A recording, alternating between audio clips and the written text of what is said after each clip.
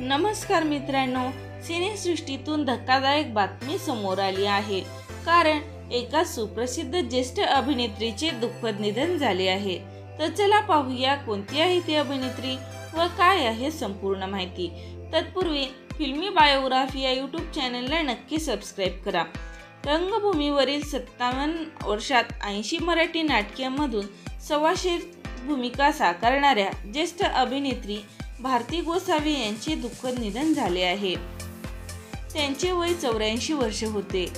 हृदयविकाराच्या झटक्याने पुण्यात त्यांची प्राणज्योत मालवली आहे। भारती गोसावी यांचे लग्न नाट्य अभिनेते बाळ गोसावी यांच्याशी झाले होते। मोठे दीर राजा गोसावी हे होते।